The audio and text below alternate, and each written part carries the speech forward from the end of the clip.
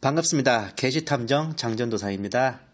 오늘은 이제 창세기 7번째 이야기이자 그리고 창세기 마지막 이야기, 제목은 요셉의 비망록이란 제목으로 한번 이야기를 해보겠습니다. 나락에 떨어진 기구한 운명을 극복하고 당당히 인생 역전에 성공한 한 인물이 있습니다. 그를 보며 우리는 꿈꾸는 자 요셉이라 부르죠. 조금은 쉽게 요셉처럼 꿈꿔라고 하지만 요셉은 사실 좀 기구하기 그지없는 삶을 살았습니다. 아버지의 사랑받는 막내동이에서 형들에 의해 인신매매범에게 넘겨집니다. 조선족이요? 그나마 인신매매범한테 넘겨져 다행이지 그 장기밀매범한테 넘겨졌으면 상상을 못하겠습니다.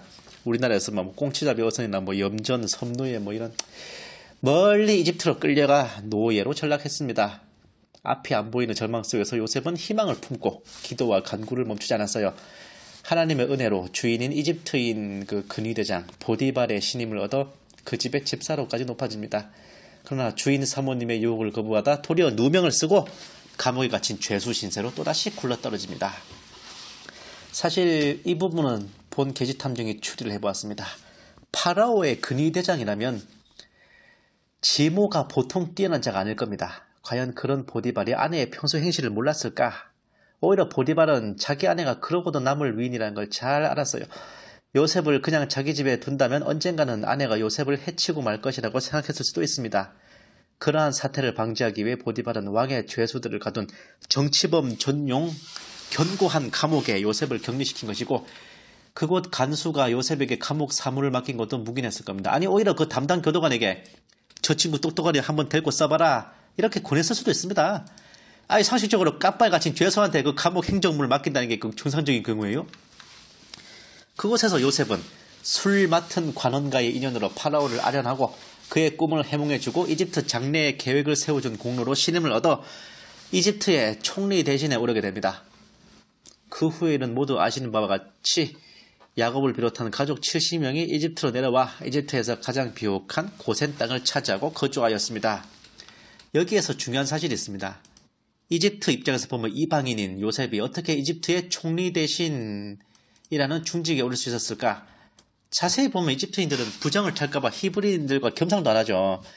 하물며 이집트를 다스리는 총리가 된다는 건 언감생심인데 그게 가능했던 이유가 있어요. 이 당시에 이집트는 원래 토종 이집트인이 다스리던 시대가 아닙니다. 이집트 역사에서 지워버리고 싶은 가장 치욕스런 시기인 이집트 제15왕조 힉소스 왕조입니다.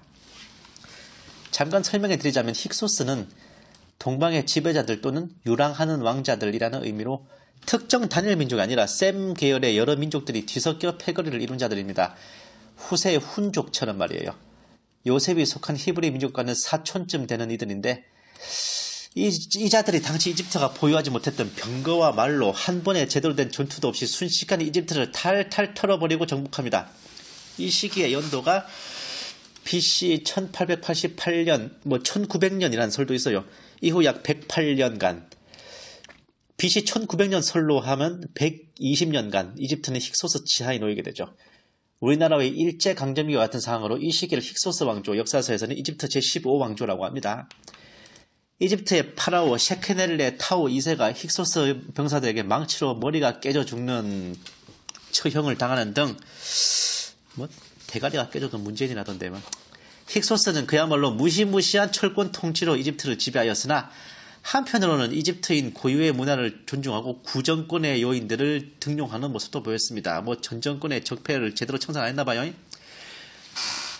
아마 요셉의 깜빵 동기인 술관원도 아마 전 왕조 때 투옥됐다가 전 정권 때 적폐로 몰려 투옥됐다가 힉소스 왕조가 들어서면서 새 왕조에 필요한 인재로 선정되어 사면 복권된 것이 아닐까 생각해봅니다. 빵 굽는 관원은 전 정권 때 투옥된 인물은 맞는데 정권이 바뀐 뒤에도 끝까지 힉소스 왕조의 협조 요청을 거부했다거나 아니면 나름의 지조와 절개를 지키다가 처형을 당했거나 아니면 제 필요 없겠다 죽여라 그랬던 것이 아닐까.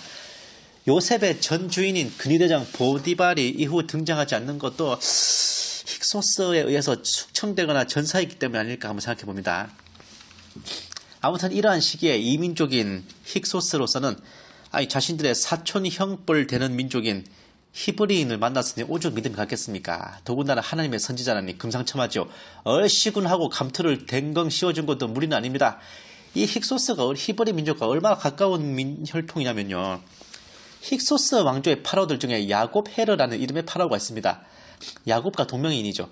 이 때문에 심지어는 이집트로 내려간 요셉이 그곳에서 파라오가 되어 이집트를 통치했다는 가설까지 등장한 적이 있습니다.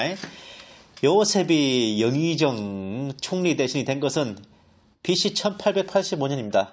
아직 히브리 왕조가 출범한 지 몇 년 안 된 따끈따끈한 상태였어요.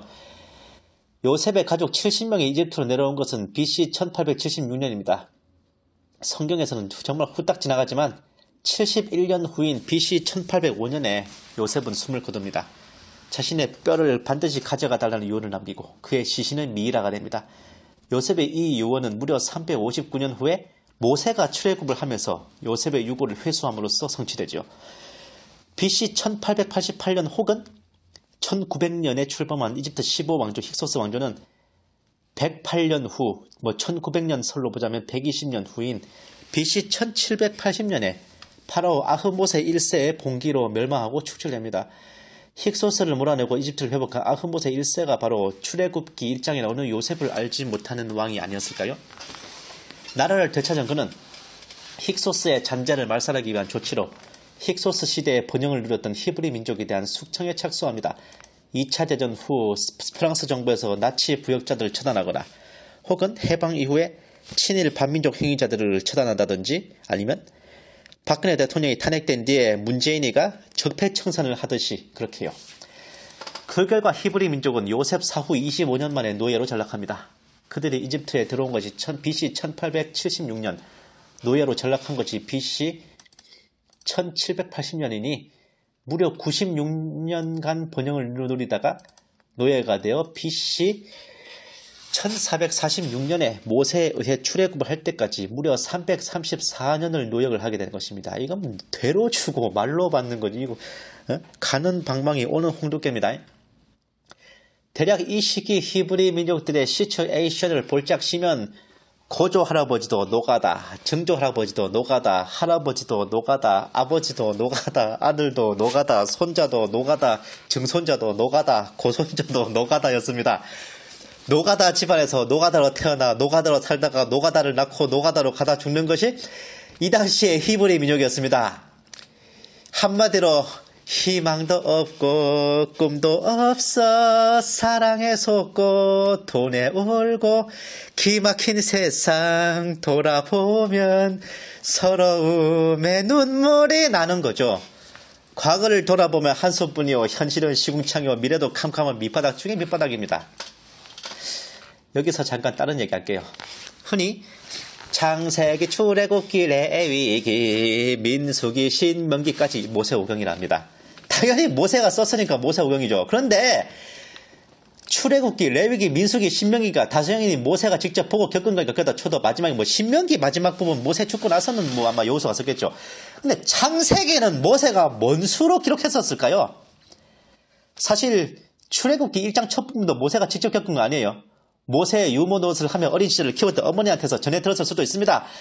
이집트 왕자로서 궁중 기록을 통해 알 수도 있었을 내용이고요. 그런데 창세기인 경우는 노답입니다. 그리고 무엇보다 봐요. 야곱에게 축복을 받은 이스라엘 12지파의 조상들도 그 하회가 어찌됐는지 전혀 안 나와 있어. 그냥 다 죽었다는 걸로 끝납니다. 이러면 성령의 영감으로 모세가 그렇게 하겠죠. 하지만 우리는 믿는 사람들이나 고개를 끄덕이지 안 믿는 사람들은 웃기시 난다고요. 당연한 얘기지만 하나님도 그렇게 비상식적으로 역사하시고서요. 당연히 누가 봐도 네가 봐도 내가 봐도 누가 봐도 납득할 만한 역사를 하신다고요.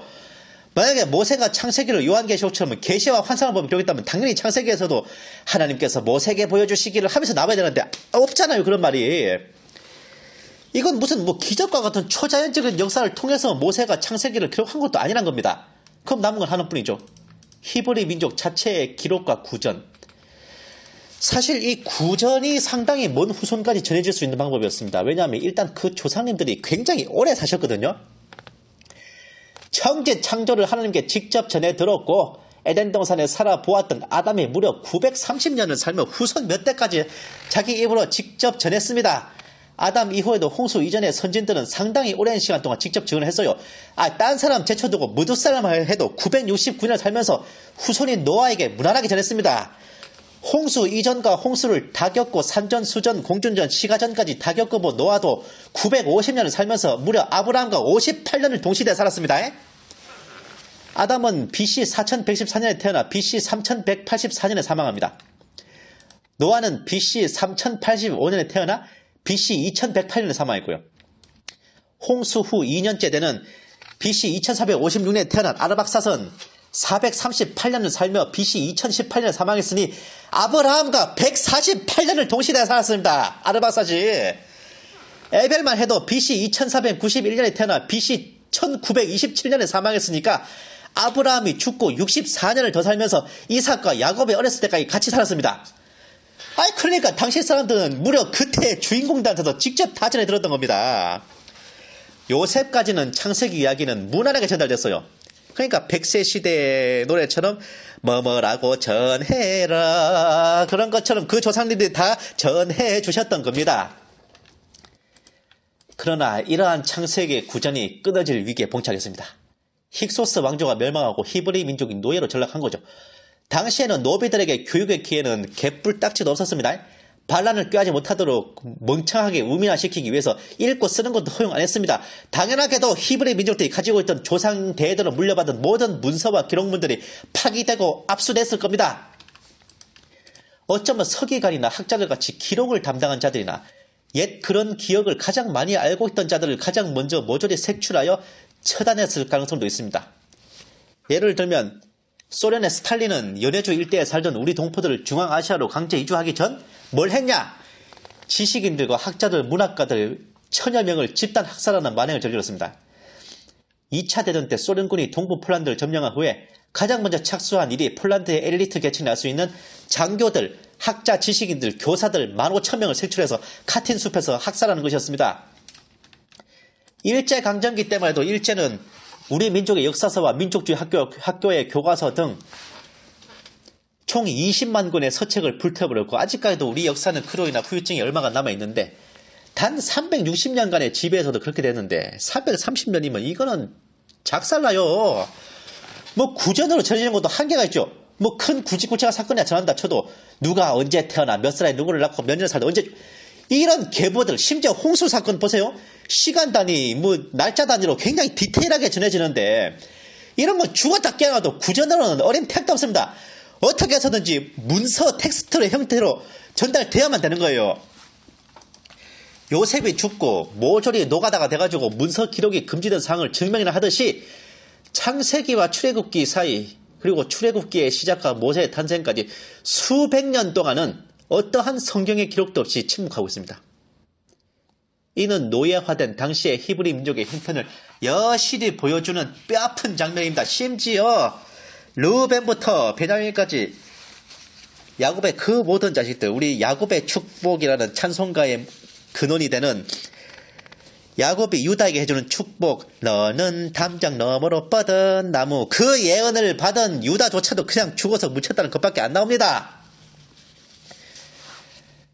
이런 마당에서 이런 노예화된 당시의 히브리 민족의 형편을 뼈가 아프게 보여주는 이런 장면 속에서 정말 히브리 민족들에게 남겨진 건 뭐냐?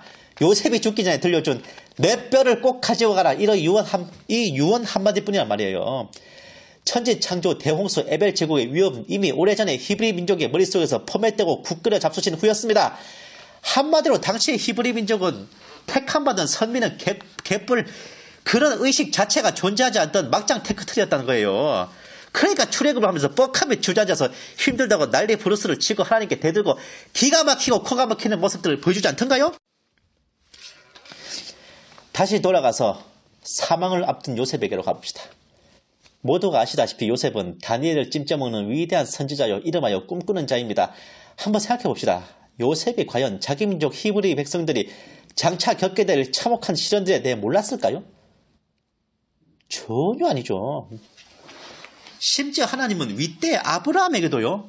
장차 후손들이 타국에서 수백 년을 종살이할 것이라 미리 알려주시거든요. 하물며 요셉에게 숨기셨겠습니까? 그러면 그걸 알게 된 요셉은 어떻게 했겠습니까? 자기가 죽고 나서 25년 뒤에 일어날 그런 기가 막힌 실현들.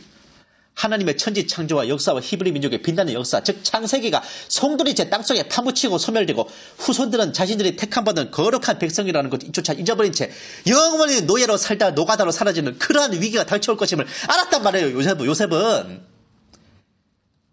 그때를 대비한 특단의 조치를 취해야만 했습니다.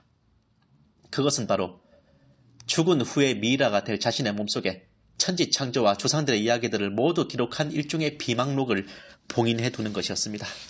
이 가설이 가능한 이유, 실제로 미이라들이 발굴됐을 때 이 미이라 속에서 유물들이 같이 들어있는 경우가 있기 때문이에요. 생전에 고인이 아꼈거나 소중히 여겼던 것들을 시신을 미이라로 만들 때 이런 장기를 빼낸 빈 공간을 포르말린 방부제로 방부 처리하면서 같이 넣고 매장했다는 겁니다. 요셉은 바로 그런 방식으로 비망록을 보존했습니다. 요셉은 이 일을 자신의 이집트인 측근 또는 보좌관에게 은밀히 부탁했을 겁니다. 일단 미이라 만들 줄 아는 사람들이 이집트 사람들이 이집트인에게 그 임무를 맡겨야만 끝까지 비밀을 지키고 보안 유지를 했을 것이기 때문이에요. 왜냐하면 동족인 히브리인에게 맡겨봐요. 나중에 이집트의 기록물들을 모두 뺏겨버린 뒤에 혹시라도 그 사람이 요셉의 미이라를 파내어 봉인해둔 비망록을 미리 꺼내볼 수 있기 때문입니다. 그러다 걸리면 어떡해? 그것도 파기되는 거죠. 그럼 영원히 창세기는 땅속에 파묻히는 겁니다. 하지만 아무런 이해관계가 없는 이집트 사람이라면 문제없이 비망록을 숨겨주고 비밀 지켜줄 거 아니겠어요. 요셉의 이런 생각은 적중했습니다. 요셉이 죽고 330년 동안 요셉의 유골을 파내어본 히브리는 아무도 없어요. 다만 요셉은 죽으면서 훗날 이집트를 떠날 때가 되면 반드시 내 유골을 꺼내 가져가 달라 그 유언만을 남겼을 뿐이었습니다. 그 유언만은 기억하고 있던 히브리인들은 출애굽을 하며 요셉의 미이라를 발굴하며 꺼냈고 요셉의 미이라를 관에서 꺼낸 모세는 그 미이라에 낡아서 여기저기 헤어서 떨어진 아마포 붕대 사이로 그 속에 들어있는 비망록을 보았을 겁니다. 수백 년간 비밀스럽게 숨겼던 창세기가 부활하는 순간이죠. 모세는 그 비망록을 읽으면서 창세기를 집필했던 것이었습니다. 사실 많은 사람들이 모세가 요셉의 유골을 가져가는 것을 신앙의 정통성 개성 및 고향 땅에 묻히고 싶은 요셉의 마음 정도로 이해합니다. 하지만 르우벤부터 베냐민까지 다른 12지파 조상들 모두가 죽어 이집트에 묻혔는데 심지어 유다도 말이죠. 그들의 유골은 어떻게 했다는 언급이 없습니다. 오직 요셉의 유골만을 가져갔다는 것은 무언가 다른 의미가 있는 겁니다. 단순히 신앙의 정통성 개성 같은 게 아니라 뭔가 실무적이고 실질적인 필요가 있어서였던 거예요. 왜 굳이 요셉이 자신의 유골을 꺼내가려고 힘주어 유언을 남겼을 것일까? 요셉의 유골을 정말 의미하는 바가 컸던 겁니다. 하나님과 이스라엘 민족을 사랑했던 꿈꾸는 자 요셉이에요. 자기 마지막 순간까지 동포들의 참혹한 미래에 대해 고민을 거듭했던 겁니다. 이 고심 끝에 내린 결단은 자신의 유골 속에 비망록을 감추어 훗날 동포들을 이끌고 가나안 땅으로 돌아갈 새 지도자에게 무사히 인수인계하는 것이었습니다. 이 요셉의 마음이 적중했던 거예요. 결국 히브리 민족은 광야에서의 단련을 통해 희망 없는 노예에서 다시금 택함받은 선민으로 회복될 수 있었고 수천 년이 지난 오늘날까지도 창세기는 당당히 성경의 가장 선두에서 하나님의 천지 창조를 선포하며 그 빛을 발하게 되었습니다. 여기까지 총 7편에 걸쳐서 창세기 썰 강해를 마쳤습니다. 다음 시간은 출애굽기 썰 강해 첫 번째 시간 요셉 사후 이집트 사歴에 대해 이야기를 나눠보겠습니다. 감사합니다.